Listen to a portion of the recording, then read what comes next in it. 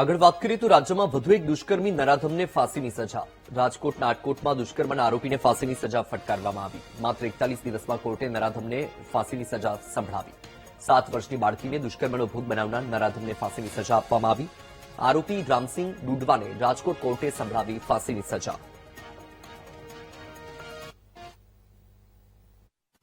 Chargesheet રજૂ કર્યા પછી નામદાર કોર્ટને સરકાર તરફે ડીજીપી શ્રીના મારફતે અને ભોગ બનનાર દીકરીના પરિવાર તરફે રિક્વેસ્ટ કરવામાં આવી કે આ કેસમાં સુનવાઈ ઝડપથી પૂરી થાય અને ઝડપથી ચુકાદો આવે તાકી આ આરોપીને સખ્તથી સખ્ત સજા મળે.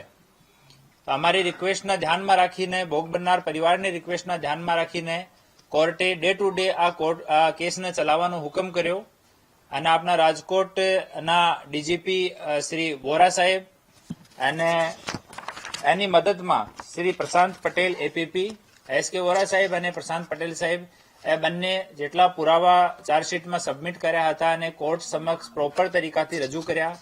તમામ મેડિકલ પુરાવાની ફોરેન્સિક પુરાવાની વ્યવસ્થિત ચકાસણી કરી કોર્ટ સામે જેટલા આમાં શાહેદ હતા આના ક્રોસ ક્વેશ્ચન્સ આની જુબાની સબમિટ કરાવવાનો તમામ કામ ફિક્સ સમયમાં કમ્પ્લીટ કર્યો અને તમામ પુરાવાના ધ્યાનમાં રાખીને આ દરમિયાન કોર્ટમાં ભોગ બનનાર બાળકીનું અને જો બીજા બાળક ભોગ બનનાર બાળકી સાથે રમતા હતા એનો પણ કોર્ટમાં સ્ટેટમેન્ટ લેવામાં આવ્યો અને આ બાળકી જો 1 મહિના પહેલા અત્યાચારથી ગુજરી હતી આ બહુ સારી રીતે કોર્ટમાં જુબાની આપી અને આ તમામ જુબાનીઓને પ્રોપર તરીકાથી ડીજીપી શ્રી કોર્ટમાં રજૂ કરી અને 12 તારીખે કોર્ટે આરોપી જાહેર કર્યો, દોષી જાહેર કર્યો અને આજ તારીખ 17ના રોજ આરોપી રેમસિંહ ઉર્ફે રામસિંહ તેરસિંહ ડુડવા ઉંમર 32 વર્ષ રહેવાસી અલીરાજપુર મધ્યપ્રદેશને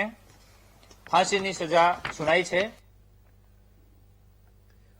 આટકોટ દુષ્કર્મ કેસમાં ફાંસીની સજા મુદ્દે બોલ્યા ડેપ્યુટી સીએમ હર્ષ સંઘવી. બહેન દીકરી પર હુમલાનો મતલબ જીવનનો અંત. પોલીસ અને ન્યાયતંત્રનો આભાર. આ પ્રકારના ગુનામાં ગુજરાત સરકાર કામ કરી રહી છે. સરકારનો સ્પષ્ટ સંદેશ, દીકરીઓ કે બહેનો પર હુમલો એટલે જીવનનો અંત. આટકોટની 6 વર્ષની માસૂમ દીકરી જોડે દુષ્કર્મની ઘટનાને આજે 40મા દિવસ પર ગુનેગારને ફાંસીની સજા અપાવવામાં ગુજરાત સરકારને સફળતા પ્રાપ્ત થઈ છે. હું રાજકોટ ગ્રામ્ય પોલીસ, સૌ વકીલો અને ન્યાયતંત્રનો ખૂબ ખૂબ આભારી છું. આ જ પ્રકારે ગુજરાત સરકાર દ્વારા ભૂપેન્દ્રભાઈ પટેલના માર્ગદર્શનમાં 100 દિવસની અંદર અનેક દુષ્કર્મના કિસ્સાઓમાં ફાંસીની સજા અને આજીવન કેદની સજા અપાવવામાં સફળતા પ્રાપ્ત થઈ. આ પ્રકારના ગુનાઓમાં ગુજરાત સરકાર ખૂબ જ ગંભીરતાથી ડે ટુ ડે કામગીરી કરી રહી છે. આવનારા દિવસોમાં આ પ્રકારના જે પેન્ડિંગ કેસીસ છે એની ઉપર બી ડે ટુ ડે કામગીરી કરવા માટે ગુજરાત સરકારનો સંકલ્પ છે.